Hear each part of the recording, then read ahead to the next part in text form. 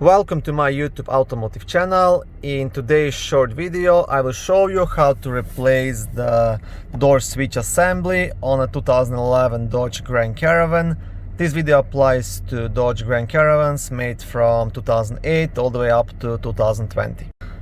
Now, it is a very common issue actually for this left side door window switch to go bad. Now you have the option of taking this apart, cleaning the motherboard and trying to get it to work, but in my opinion it's just not worth it, because you can get the brand new switch assembly for like 30-35 bucks on Amazon, eBay, or 50-60 bucks at any local car parts store. Okay, so I've got my new switch from Amazon. Actually, it was around 34-35 bucks, and it comes with a plastic trim remover, which is good, so you don't damage the trim piece around the window switch when you are removing it.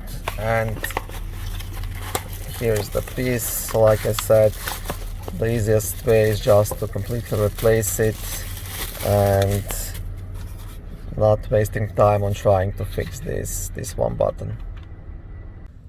Now, to remove this switch you don't actually need any tools. All you need is like something to pry it out. In my case they supplied it, so what you want to do, you just want to come underneath and gently pop it out, just like that. And you want to do that on both sides. Okay.